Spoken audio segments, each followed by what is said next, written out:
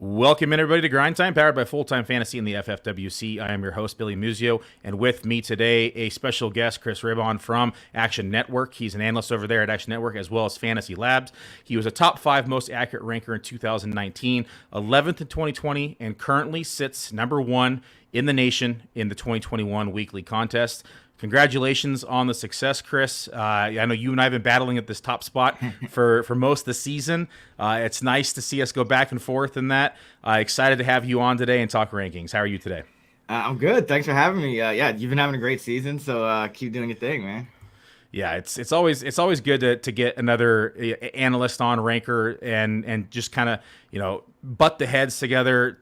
Talk about some of these players because we have some major differences in some of these players. Today, we're going to talk about running backs. We're going to talk about wide receivers. We took tight ends off the sheet because I realized we're not going to have enough time. If we keep going on this, it's going to be like a 2-hour podcast. So we're going to make our way through about 5 running backs, 5 wide receivers today, talk about our differences at the positions and why we have each one ranked where we do. I want to start off with Saquon Barkley, New York Giants running back. I have him as running back 8 this week. You have him as running back 13. ECR is in between us at running back 10. Can you walk me through why you have him a little bit lower than ECR? Yeah, so with Saquon, and I had him lowered last week as well, but he's just kind of trending down for me because if you look at his numbers, and not just his efficiency, but his usage numbers from week 5 when he sustained that shoulder injury, it just hasn't been the same. And I know he got the 35 carry game, but overall his percentage of design runs is down, and his percentage of routes out of the backfield is down. And obviously, we're ranking for half PPR, and he used to be a guy that you could count on to run around about 70% of the dropbacks for Daniel Jones, and now he's dipping under 60%. In a lot of games, and he just hasn't had the same explosiveness from watching him. So he's just a little lower because remember this Giants Commanders game. I don't know what you're projecting is like the points the Giants are scoring, but I'm only projecting them to score about 20 odd points or so, and so that kind of lowers his touchdown projection, especially on a slate where I think there's only 2 buys. So he's still above like the normal running back for the slate for me. 13th is still I guess higher than what 15th would be the median, but. His touchdown projection's lower, and just some of the usage out of the backfield in terms of the receiving game has been trending down. Yeah, it's interesting you mentioned the usage. So I was looking at some of the stats and the statistics based upon their wins and their losses. 3 out of the 4 losses that the Giants have this year are times in which Saquon Barkley has touched the ball under 20 times a game. So I looked at that and say, I wonder if the Giants first and foremost know this. 2, do they try to change that game script this week? Get ahead of the game, try to establish the run immediately out of the gate against Washington, who by no means is any pushover at the position. They're the 12th most formidable against the running back position, but they can be beaten in the air. They've given up 6 receiving touchdowns on the air so far this year, which is the most in the league. And you look at the wide receiver corps here for the New York Giants, and you have to think they're pretty beat up. Slayton is still not practicing. They have just anyone and everyone who has a beat out there running routes.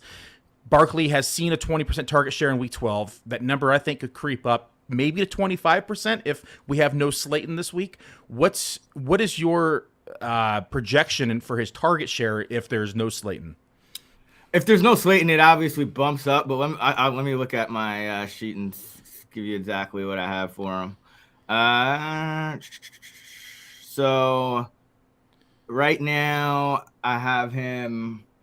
So if Slayton's out, he'd probably be around 3 catches for me. Right now I have him about 2.6. So the target share would be it would be around 20%. I have him below 20% net, like just with Slayton in the game because again his routes have been down. But it's not even just the passing game for me. It's also just you mentioned Washington. They are the number 4 run defense in DVOA. So like even just the efficiency of, obviously you're hoping Saquon is getting, like I have him projected for 18 carries and 72 yards, just over 18 carries for 72 yards. But, in a good matchup, he'll be getting, like 4.5 yards per carry or something. Whereas here, I have him at 3.9. So yeah, it's kind of just a confluence of factors. I can't really knock you re-ranking Saquon high. I mean, he's a baller, but yeah, he's been trending down for me. Him, Dalvin Cook, it's been a few guys that just as the slate gets fuller, there's just a lot of competition, I think, in the running back ranks for me. Yeah, and his matchups haven't been, like last week was a tough matchup with Dallas too. I get it. It shouldn't have been though, really. I mean, running the ball, he should have been more efficient than that, especially because his efficiency was trash. They were in the game. It's like I know they got down 2 scores at one point, but they were generally in the game. And it was that game, and then what was it? I think the Detroit game that worried me too, because it's like that was a game you should have been able to run. Yeah. On even if the score got a little crazy. And when he wasn't able to run in that one, that really, I mean, obviously, as you get more data, you adjust. But it was that one, and then last week that are really kind of knocking him down, I think, for me. Yeah, the Detroit game was kind of scary. 15 for 22 on the ground, 1.5 average. That was like my running back one that week, and I was like, what happened, right? So I understand the downtrend. I feel it. I think I'm banking more on more usage in the passing game, and I haven't projected for more than 3 receptions. It'll be interesting to see though, because Washington is very tough, and of course we have this division game as well. So never ever going to be pushed over in a division game. It'd be interesting to see the breakdown. Let's move on to Jeff Wilson, revenge game narrative. We have not only Wilson revenge game, not only Mostert revenge game, but we also have, new head coach McDaniel revenge game against the Niners. So I joke around with one of my buddies here in town. He's a huge Dolphins fan. I'm a huge Niner fan. I said, you notice how your Dolphins only got better when they became the Niners. And so he loves hearing it. So Jeff Wilson comes in as my running back 20 this week. You're running back 29. ECR again between us, a little closer to where I am at 21. Yeah. But since joining Miami Week 9, Wilson has pretty much taken a stranglehold on the running back position. He's outsnapped Mostert 70-46 in active games together. That's weeks 9 and 10. He finished the top 12 running back in 2 of those 3 matchups. Week 9, running back 6. Week 10, running back 11. They had their bye. Running back 11, week 10. Week 11, they had their bye. Week 12, running back 24. He did leave with cramps last week. Again, he was like in my top 6, so that was unfortunate. But that being said, why so low on Wilson? 29 seems pretty low. I'm just curious.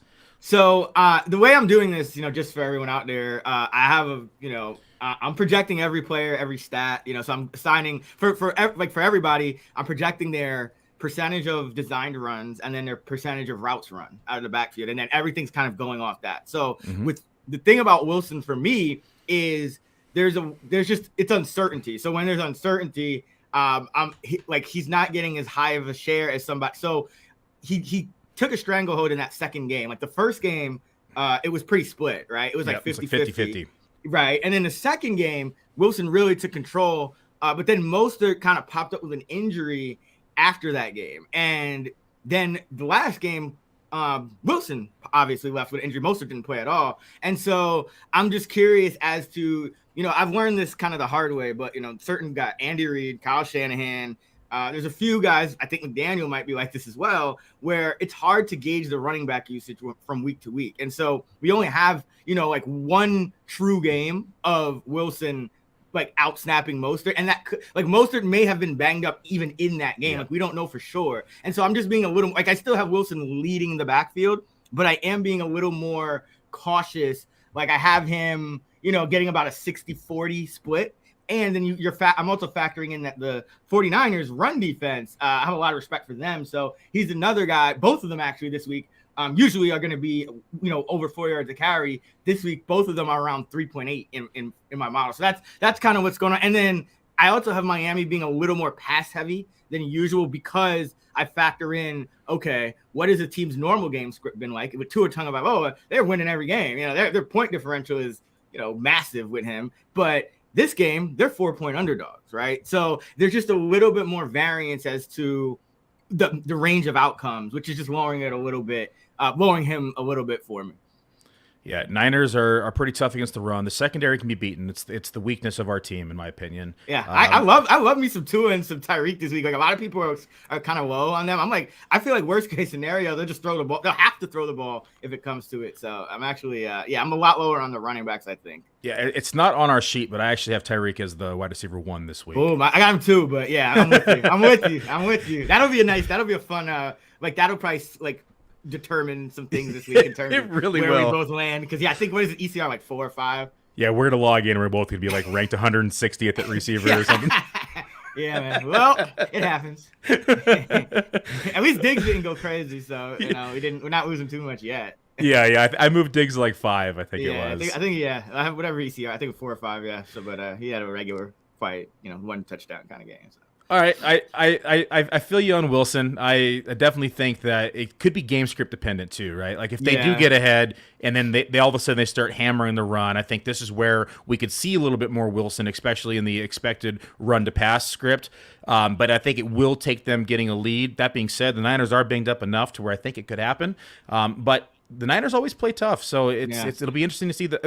I can't wait for this game. This is like my most anticipated game this week. I don't care about all the shootout games that we have with Detroit and Jacksonville and Kansas City and Cincinnati. Just the homer and me want to watch the previous Niners facing off against the current Niners. I mean, I'm actually to be full disclosure, I'm on Miami +4 here, so I mean they could get that game script, but median outcome. I think it's a little lower for me.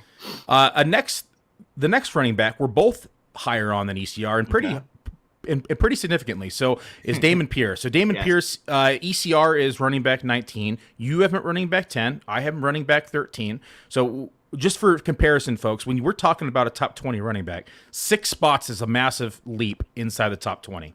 So we're both, I'm 6 spots higher. You're 9 spots higher. Last 2 weeks have been pretty rough for Pierce. Week 12, running back 55. Week 11, running back 46. But before that, he was on a hot streak. 6 straight top 20 finishes. This week he gets Cleveland, giving up the 3rd most fantasy points to the running back position.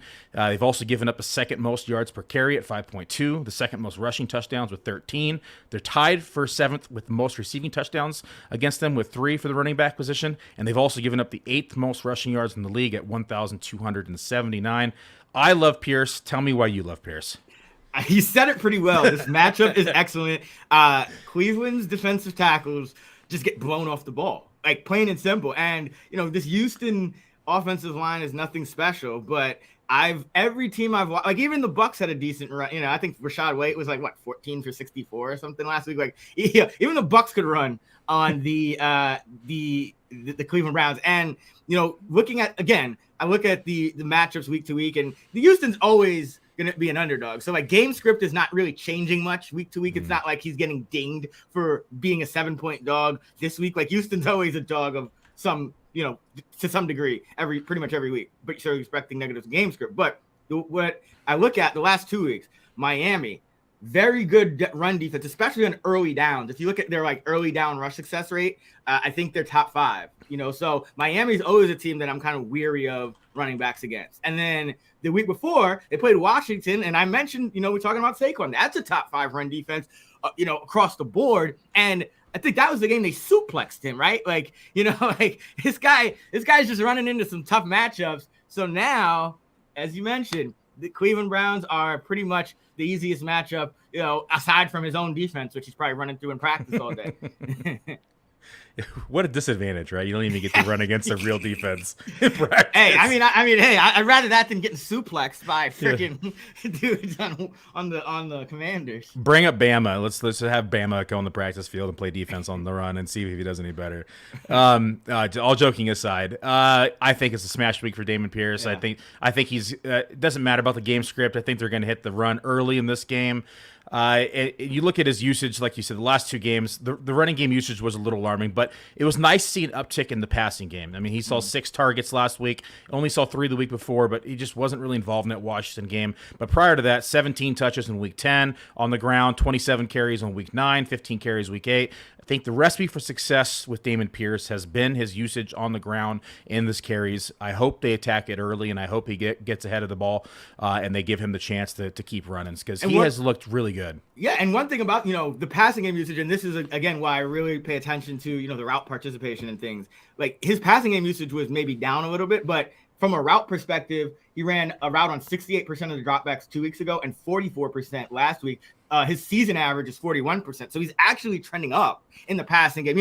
There'll be variance from week to week, especially when your median is like 1 or 2 catches, but he's actually trending up usage wise in the passing game.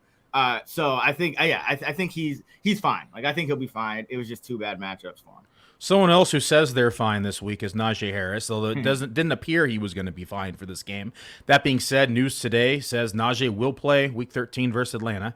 That throws a monkey wrench in my ranking for Jaylen Warren. I had him as my running back 30. You had him at 32. Yep. ECR was at 64 because they were living in the dark. Now that we have the news today that we have Najee supposed to play, one, where would that move your ranking with Jaylen Warren? Two, how much do you trust Najee will play?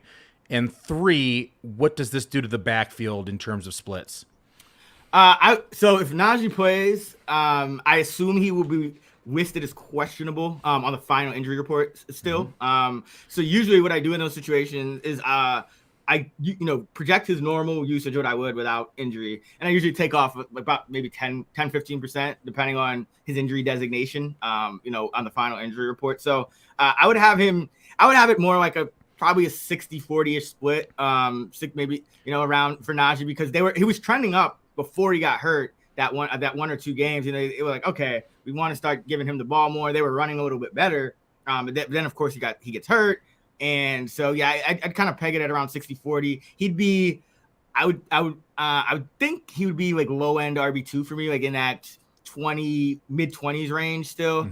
And then Jaylen Warren would be outside the top 40 somewhere. So he would probably be close. Like he would be above the ECR of 64, but he'd be a little lower than, I like that 42 to 45 range. He's one of the better true backup running backs, but I still think, if Najee, I don't think they would play Najee if he wasn't at least in decent shape. So, I think it would be at like a 60-40 for me. Yeah, you hit the hammer on the nail. We saw that 59.5, 42.5 split with Najee and Warren. Yeah. Week 8, we saw 71 snaps to 29 snaps between Najee and Warren. So the backfield was starting to trend in that direction. I think you're absolutely correct there.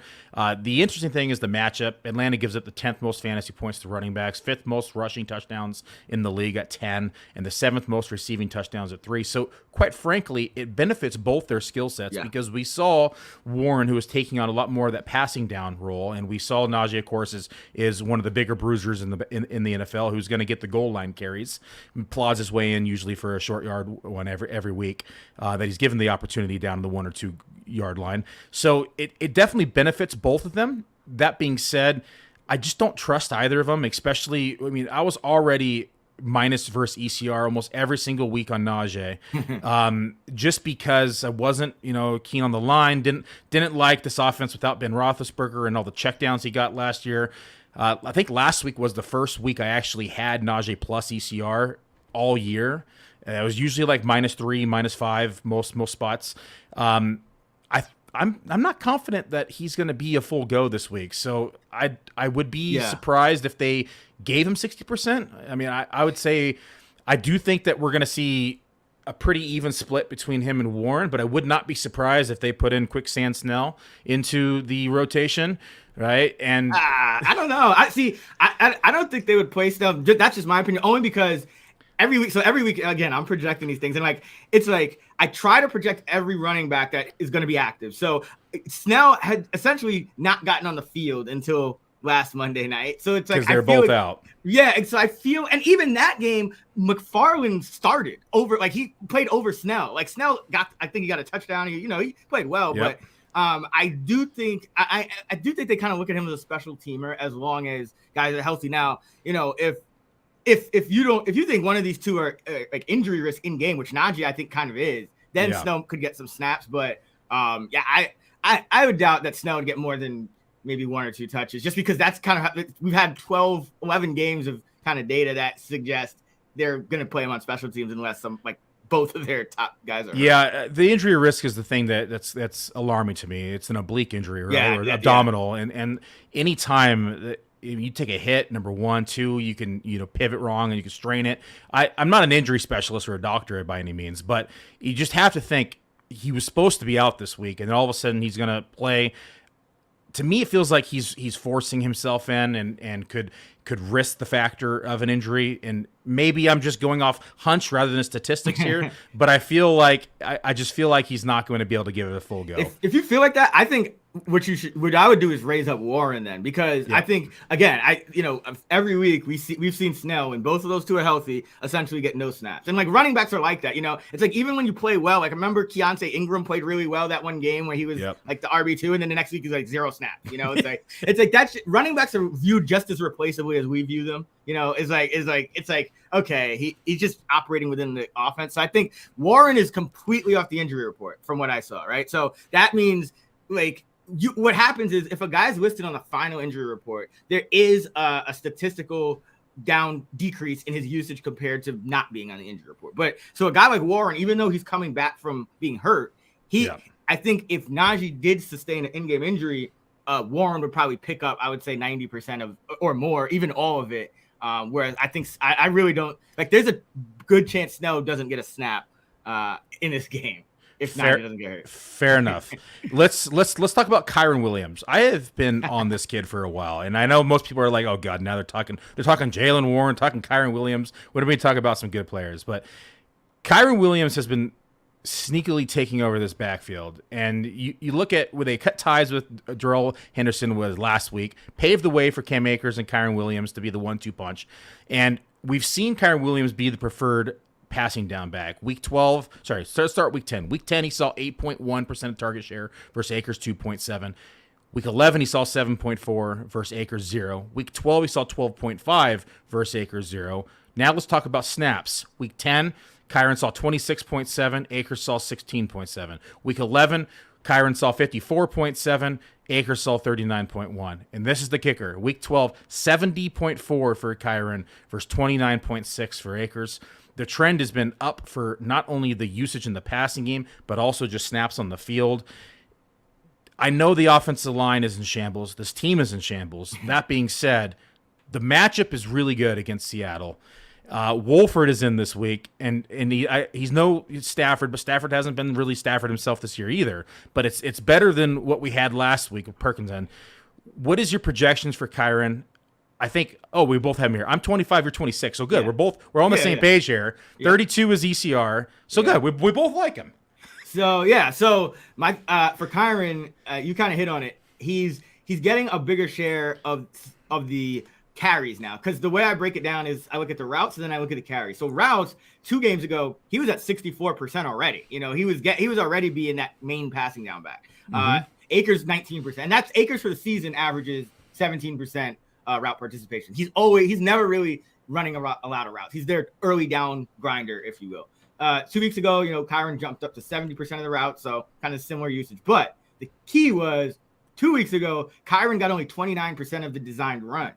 Last week, Kyren got 58% of the design runs, and Akers 42. And Akers is always around, his season average is 49. So Akers will always be around, he'll get about half of the carries, and he'll run around just under 20% of the time. That's just kind of his role regardless. So Kyren is the guy that really bumped up when Darrell Henderson was released. And so I have Kyren for about 9 carries and 3 catches. So I have him about 12 touches, about just under, about 60 total yards and about 0.3-ish touchdowns. So, yeah.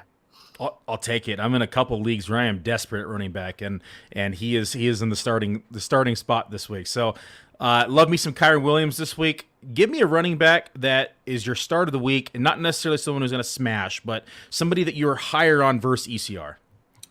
Okay, let me. And it can't be Darrington Evans because that's mine. yeah, he did take over that number 2 role, didn't he? Okay, let's see. Who do I like here?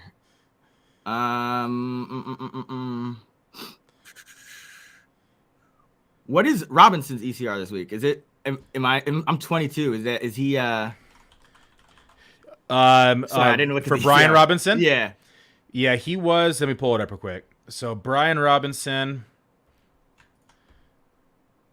Oh, I got one. Let's go Zonovan Knight.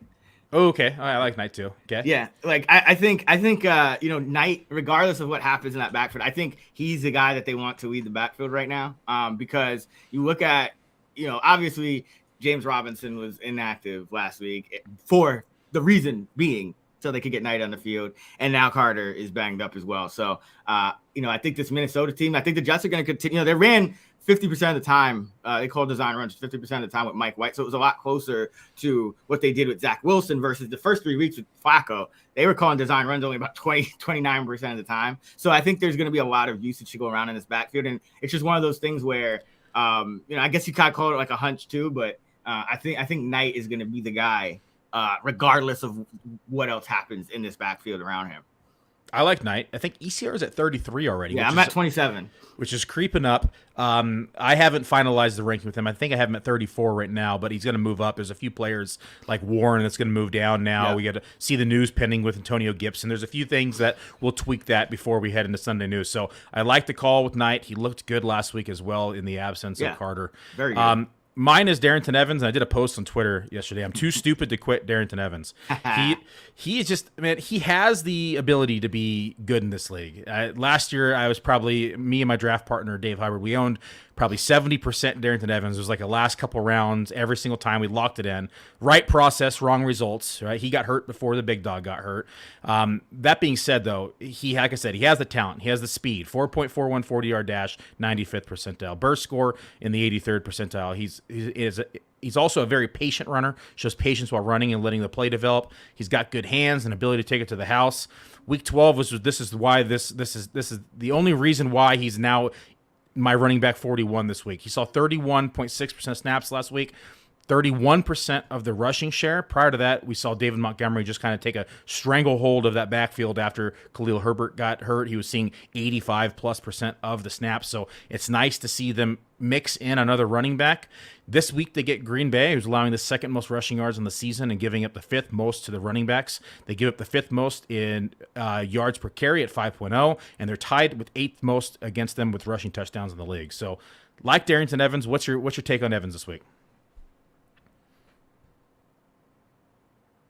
Did I lose you, Chris? Looks like you froze.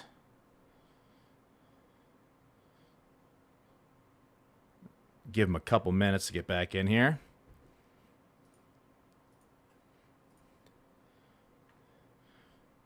We'll circle back with Darrington Evans. We'll give him a minute to log back in. I'm going to move on to the wide receiver position. A.J. Brown, Philly wide receiver here. I'm wide receiver 3. Chris is wide receiver 7. ECR right in between us at wide receiver 5. He gets Tennessee this week. Titans week 13. Titans give up the third most fantasy points to the wide receiver position. They're equally torched in the slot and out wide. They've given up 212 fantasy points and 217 fantasy points, both out wide and in the slot. They've given up the third most touchdowns, 14 in the league against them, tied for seventh most in yards per reception at 13.6, and the sixth most receiving yards against them, 2,034 in the NFL. We've seen Brown, who have had two great wide receiver finishes this year. Week 1 against Detroit, wide receiver 7 that week. Week 8, he was wide receiver number 1 versus Pittsburgh. Both of those defenses are bottom 3 versus the wide receiver position, which has, a very similar or resemblance, I should say, of what I'm forecasting in A.J. Brown for this week. I think he's a real shot to finish near the top inside week number 13. Let's see if we have an update from Chris, if he's getting back in here. Shoot him a message real quick.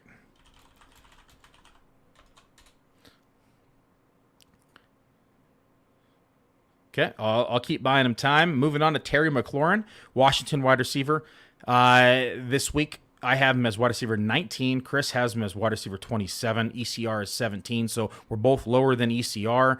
I know it's a tough matchup against the New York Giants. They're very tough versus the wide receiver position. They're 8th best versus the position, only allowing 319 fantasy points. That being said, Terry McLaurin has definitely proven that he can beat out tough defenses and elite shutdown cornerbacks. For comparison, he was wide receiver 24 week 3 versus Philadelphia, and that was against Darius Slay, where he went six catches for 102 yards. Week 11, he went against Green Bay and Jair Alexander, where he went in week 7, I should say. He went 5 catches, 73 yards, and 1 touchdown. And then he was wide receiver 17 versus Indy and Stephon Gilmore in week 8, going six catches for 113 yards, and then he came back and torched Darius Slay again in week 10, where he went 8 for 128 and finished as wide receiver 10. There's definitely been some hills and valleys in the scores of Terry McLaurin from the fantasy perspective, but with a banged up Gibson, I think there's a larger role in this offense for him this week in week 13 as they take on the Giants. Let's see if Chris is updated. He's rebooting his computer now, so we'll circle back and get his opinion on both these players as well. There he is. All right. He made it back. Yeah. I stalled enough. I talked about A.J. Brown. So A.J. Brown was my wide receiver 3, your 7. I talked about Tennessee giving up third most points to the position. And they've been equally torched in the slot and out wide. They've given up 212 fantasy points in the slot, 217 out wide. Third most touchdowns against them, 14. Tied for 7th in yard per reception, 13.6. How do you like A.J. Brown this week? Yeah, I mean, he's my wide receiver 7. You're up at 3, so that's above ECR. I'm assuming. Like, I think he's like 5 or 6. Yeah, so he's kind of in that normal slot for me. I still have Devontae Adams above him, still have Tyreek above him, and still have Jefferson above him, and then Amon-Ra and CeeDee Lamb. So it's not really a knock on him. He's right there. There's like a 10th of a point separating the last couple of guys. But Tennessee, I guess the one thing is, Tennessee generally comes with a pretty good defensive game plan. So it could be a little bit more of a lower scoring game than the Eagles are used to having. So I like him as wide receiver 7. Obviously, I think he's gonna have a little extra motivation, going against his old team. So I have no issues with him. He's a top 10 guy for me. Terry McLaurin, my wide receiver 19, your wide receiver 27. ECR is below both of us at 17, and as stated earlier, I know the Giants are tough versus the position. They're 8th best versus the position, allowing 319 fantasy points on the year. But I talked about Terry McLaurin has proven that he can beat tough defense as well as elite shutdown corners. Yeah. I said he was wide receiver 24 week 3 versus Philly and Slay. He torched Slay. He torched them again week 10, and he finishes wide receiver 10. Week 11, he torched Jair Alexander, and then he torched Stephon Gilmore in week 8. So there's definitely been the opportunity where he has torched good defenses and shut down corners. That being said, we've had 2 bad games in a row here. Had some hills and valleys, but banged up Gibson. Do you expect him to see more play in the passing game than maybe his 8 or 7 catches that we're used to, or wide receiver 27 suggests otherwise? So if he got 8 catches, that would be amazing. He's more like 4 or 5 catches. The thing about McLaurin is there's been a huge change with Heineke under center. And it's twofold. One, Heineke targets McLaurin a lot more, so that's good. But what's knocking him down for me is under Carson Wentz, Washington was calling designed passing plays about 68% of the time. Under Heineke, it has now dipped under 50% of the time. It's like a 49-51 pass run split. So he's just getting knocked down because in this newer run heavy offense, they're not throwing as much. And so just his raw volume, even though I expect him to have a great target share, the raw volume's going down. And if you look at his routes run over the last couple of weeks since Jahan Dotson came back, because they're using these formations where sometimes they go like 3 tight end, they only have 1 wide receiver on the field. McLaurin, for the season, he averages a 93% route participation rate, which is great. That's what we want for a number 1 receiver. But last 2 weeks, 82%. 83%. And so, that tends to kind of be predictive because, when let's say a team gets up and they're not passing anymore, that's not going to really be affected by that because they're not passing anymore. So I do think I have him projected for like a little bit less of a route share. And it's just more so the lack of passing volume, because I don't think the Giants are a tough matchup at all. And remember, Adoree Jackson, who's their best cornerback, is actually out. He got hurt on a punt return a few weeks ago. So it's not the matchup. It's just more that, when on a full slate like this, there are just a lot of other guys that are going to be in that same, 90% range that I think are kind of in a mix for more overall team pass volume. So that's the only reason I'm lower on Terry. I think I've been lower on him for a couple weeks now. Okay, I like the breakdown. No, it's very analytical and it makes sense. It's always great to get a different perspective and how different rankers approach each week. Everyone has their own method to their madness, and I like the breakdown of his route participation since they got Don Dotson back in. Yeah. So that's a good talking point. Juju Smith-Schuster this week, Kansas City wide receiver. I have him as 25. You have him as 42. Yep. ECR is 27. I have to say he's one of the tougher people to rank this week, in my opinion, because prior to the concussion, he was on a heater. I mean, he was wide receiver 20 week 9 versus Tennessee, wide receiver 5 week 7 versus SF, wide receiver 6 week 6 versus Buffalo, and then he took that big hit and didn't play much last week. So kind of a tough spot to rank him. That being said, this week he gets the Bengals, giving up the 7th fewest fantasy points to game the wide receiver position. So definitely tough against the wide receivers. They're tied with the 2nd fewest touchdowns in the year with 6. They're the 7th fewest yards at the wide receiver position, and they give them the 3rd lowest catch rate against them, which is only 58.8%. Yeah. That being said, it is Mahomes. It is the Chiefs. Yep. McKinnon is banged up. Hardman is still out. And we've seen the Bengals can be beaten in the slot. They've actually given up the 15th most fantasy points to opposing wide receivers in the slot, 225.2 on the year. Juju's run the 26th most slot reps in the NFL, despite missing games due to injury and getting knocked out early due to injury. He's got a 40.7% slot rate, and this is one of the highest over-unders of the week at 50. It is the highest over-under of the week at 52.5. Yeah. So again, this is another one where it's just a lot of uncertainty. When he came back, right? And because concussions historically are not supposed to have any effect on your usage or even your performance, then going forward. Like it's like, guys, either you miss your time with the concussion in the protocol, but when you come back, you're back. That's the whole point of the protocol. So there hasn't really been any downturn. So last week he comes back and he operates as the number 3 receiver. Invisible. Right, and it wasn't like, because I know people are going to say, okay, well, they got it big against the Rams. The game was never really in doubt. But if you watch that game, most of his catches actually came in the second half. It wasn't like he started the game and then just happened to not do anything, and then they took him out and just kind of coasted. Like he was in the game throughout the game, and yet his route participation was 46%. Now for the season, it's 75%. So I don't. Again, Andy Reid is somebody that I do not trust to like project usage with. So when there's uncertainty, I just end up lowering guys. So for example, with Juju, I'm just kind of using a projection that's kind of a little more in between his season average and his last week's average, because so I've done some testing on this at different points, and when you're trying to use this, like the last game is pretty much the most predictive of what's going to happen in the next game, and along with the season average. So I'm just kind of being a little more conservative here and projecting him more as that, kind of guy, slot receiver who's going to be on the field like 2/3 of the snaps, instead of that guy who was kind of trending toward, being a more of a true number 1 receiver and being on the field, 80-85% of the time.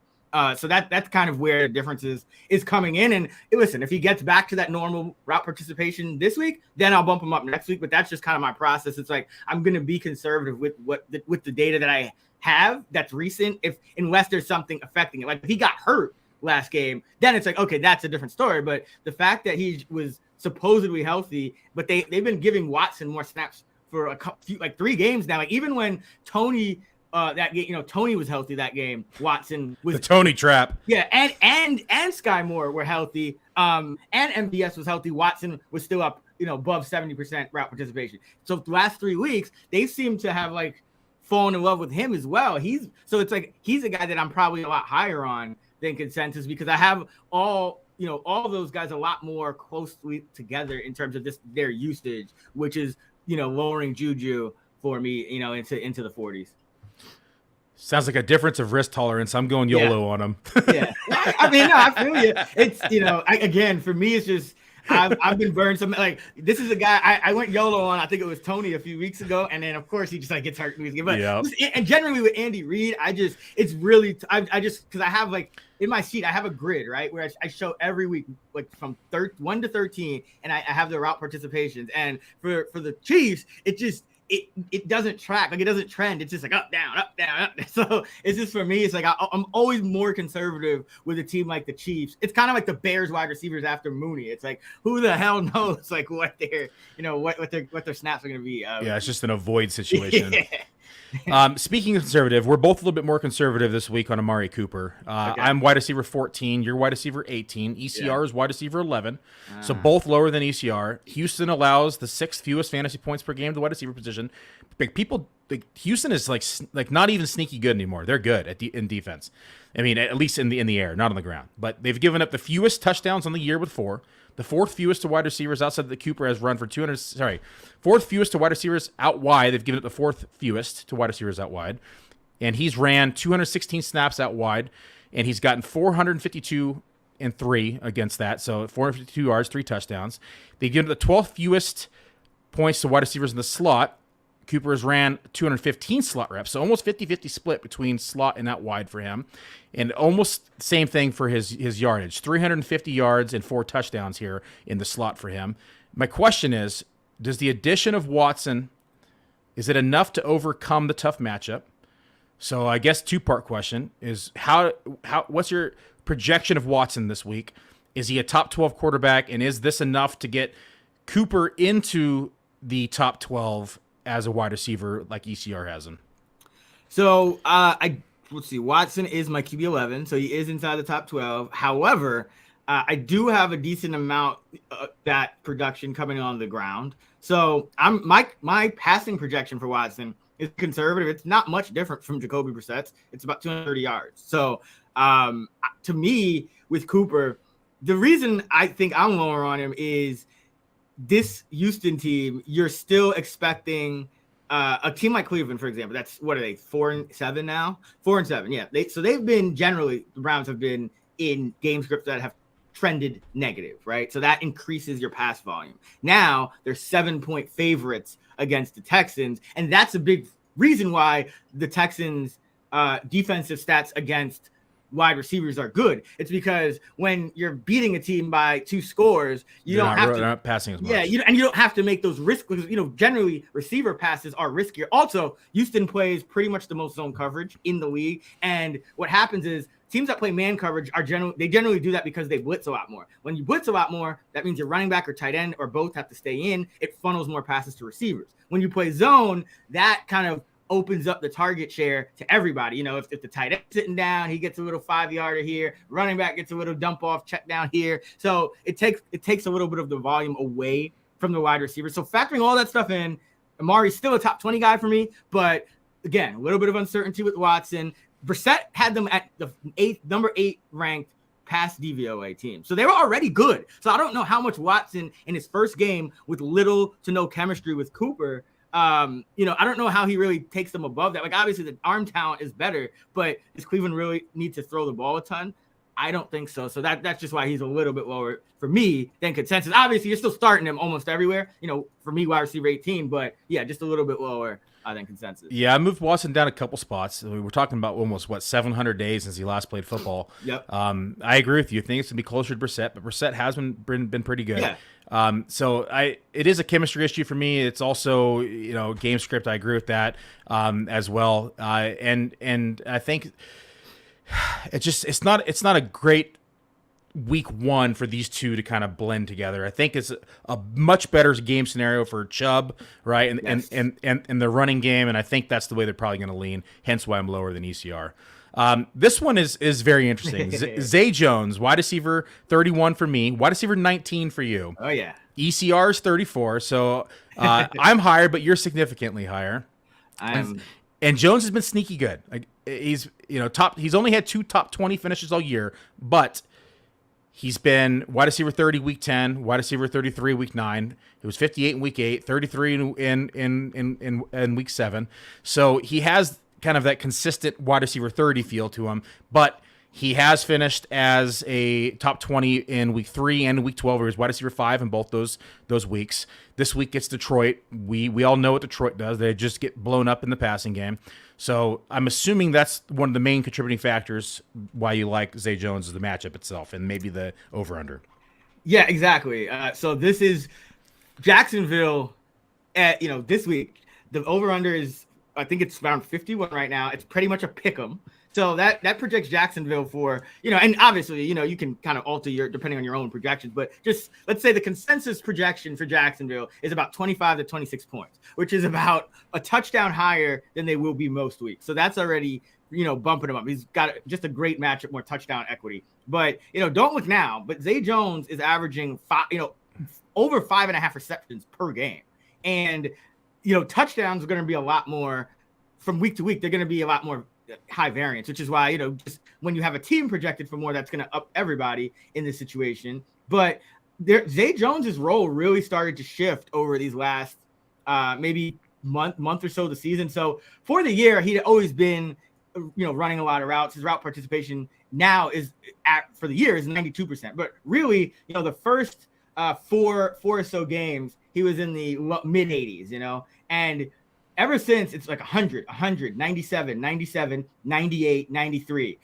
So he's running a route he's missing maybe one snap in the passing game per game. And he's been doing this for the better part of 2 months now. And Marvin Jones has been the guy that he's operating a lot more like a true number 3 receiver now, seeing about 70 to 80%, 65 to 80%. And so Zay Jones, he's out there every snap. His target per route rate now has eclipsed Christian Kirk's. So that's another big thing, because it's like, okay, not only can we bank on this guy being on the field every single snap, but targets per route, that stabilizes, that becomes sticky about 180 routes. So we're already there for the season. Zay Jones has run 400 routes now, and his target rate is up there. His target rate is let's see, what is it? 21.2%, and Zay Jones's is 20.8. So Christian Kirk, is 20.8. So Zay Jones has eclipsed Christian Kirk in targets per route, and he's eclipsed Christian Kirk in routes per game. So, I still have Kirk ahead of him, but it's a great matchup. And there's not many players in the league running more routes than Zay Jones. And there's not more players in the league with a higher, team total this week than Zay Jones. So, yeah. I like it. I'm gonna have you give me a start. That's it. That's him. That's him. It's got I'm pretty sure there's gonna be nobody I'm higher on in ECR, like in the final ranks, than Zay Jones. Like if he's still 34, what are we at Friday now? We're at Friday and he's still 34. Like there's no way he's getting to 19, which is where I have him. And who knows? He might jump another spot or two by the time it's all said and done. So yeah, for me, it's like I know Zay Jones. I think you mentioned it. I think only 2 top 20 weeks this far. Like don't start Zay Jones, please. Like this is the week you want to start Zay Jones. And on top of that, Detroit plays a good amount of man coverage because they love to blitz. So Zay Jones 1.84 yards per route against man compared to 1.54 against zone. So the matchup, just in terms of the style for Detroit, also is beneficial to Jones.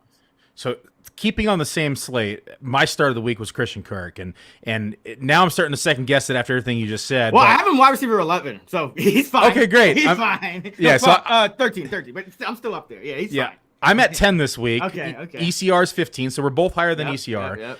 And it's primarily just because Detroit's given up the most fantasy points to slot receivers this year, and Kirk has just been, I think he's the 4th most slot snaps out of the.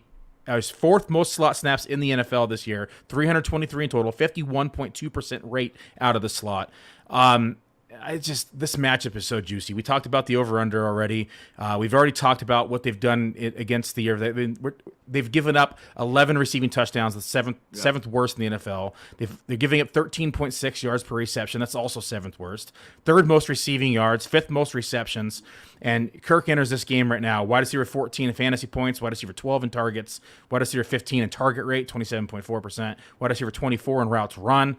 I mean, I love Christian Kirk this week. I think it's just the matchup in general. We're both high this week on Jacksonville receivers, so it's good to hear that both of us are this high on Jacksonville receiving corps. It's going to be a fun game to watch, and I think this game will actually outscore the Chiefs and Bengals game, in my opinion. I mean, it very well could, because, the Bengals have shown that they can make great adjustments against the Chiefs. Remember that they were dropping 8 into coverage last year. So there's always that potentiality. But I think what really puts me over with these Jacksonville guys is, again, it's the route participation. It's like there's a big difference between banking on Juju to run like 75 to 80% of his routes on a good day versus Christian Kirk who's gonna be 95. Lowest he'll probably go is like 93%. He'll probably miss 2 snaps.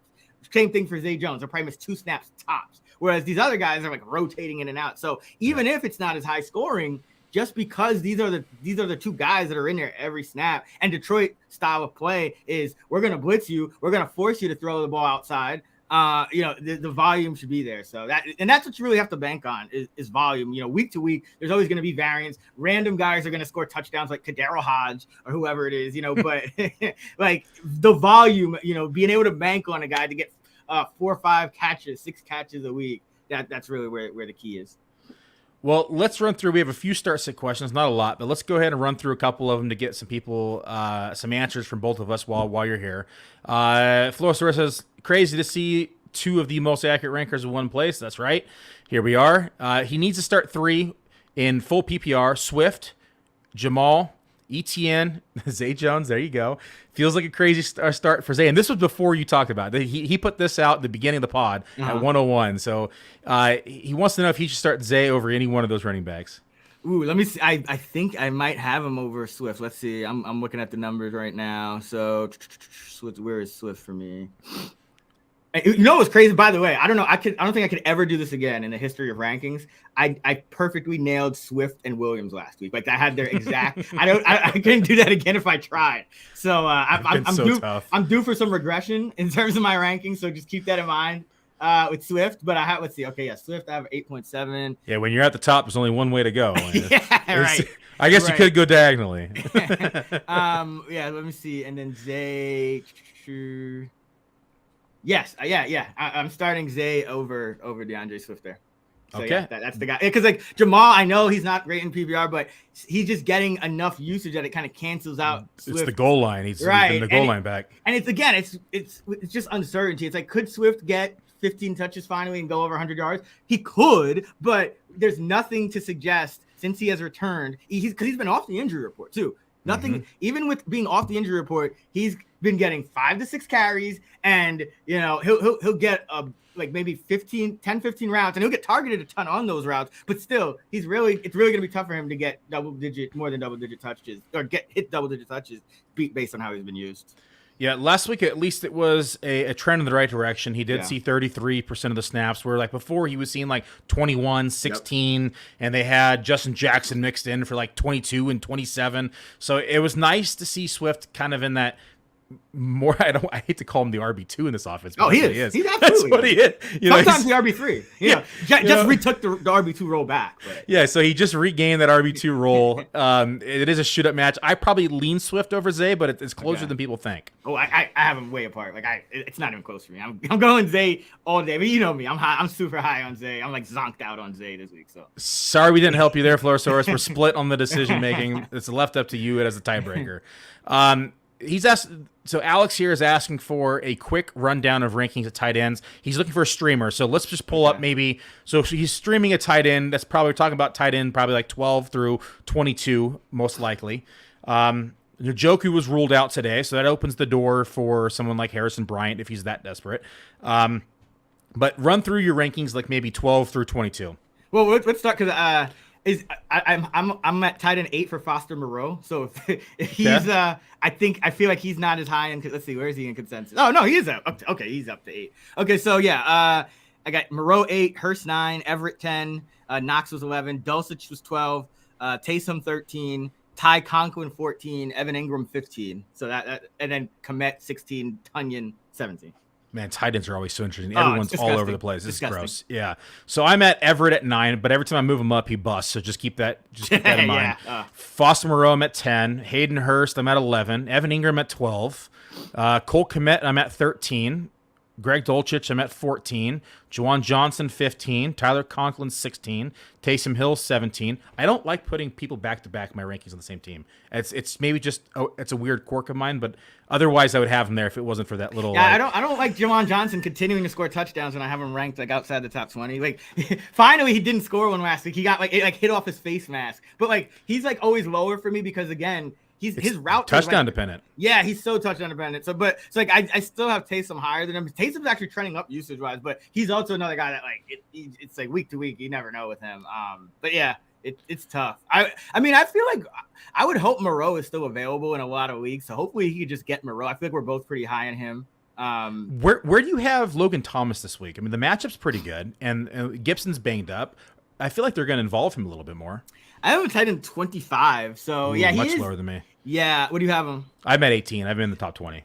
Yeah. So I mean, I have him trending up, but it's just again, it's that Washington pass volume is just so. Yeah. And you know what the thing is? It's like it's the low pass volume plus a projected low scoring matchup. I think the total's around 40 for this game. So. Yeah, it's kind of hurting all of these Washington pass catchers for me. I mean, yeah, he does get a little bit. Everyone gets a tiny bit of an increase with if Gibson's out, but yeah. And everyone keep in mind that in order to we're I think we're ranked on the top 15 at the tight end position. So pretty much any tight end 3 that catches a touchdown in the flat or or a fake handoff to the corner on a post, that's tight end 8 for the week. He gets 1 catch and a touchdown. So it's very touchdown dependent on these top tier tight ends, or the rankings, I should say. If they get a touchdown, they're pretty much guaranteed top 15 tight end. Yeah. I would just take, whoever is the first guy available on your wire that we mentioned, whether it's Moreau or maybe it's Komet, Ingram, one of those guys Conklin is a sneaky guy that probably isn't rostered. Minnesota matchup. Yeah, it's a good matchup for him. And again, Mike White kind of helps that whole passing game too. So yeah, I mean, whoever is the first guy, there's not much separating them. I will tell you that, I have there's probably less than a half point between most of the guys I mentioned. So it's kind of a crapshoot as you're alluding to. Okay, I agree with all that. Next one we have is start Kareem Hunt or Wilson in the flex. I'm gonna go Wilson. Yeah, Wilson. I'm even with being low on Wilson. I'm low on Wilson. I'm super low on Hunt. I think where's Hunt for me? And he has the most cake matchup in the world. He's just not going to be utilized. Yeah, he's barely in. It's a little closer for me than probably you, but yeah, he's still in the low 30s for me. So yeah, you guys still go Wilson. Wilson's still a good bet to see 50% of the snaps as the floor, whereas Hunt, 35% is probably the ceiling for Hunt. So yeah, it's still the usage. Even with the matchup, doesn't quite even out. Okay, who do you like more as a stash, Van Jefferson or Chase Claypool? Chase Claypool, because I think for me it's just the talent of Claypool and the ability to go down. Jefferson, he's kind of struggling. It's just that he's the only guy there, so I get it. But I'm still gonna bet on talent, especially with Claypool now kind of ascending to that number one role. What about you?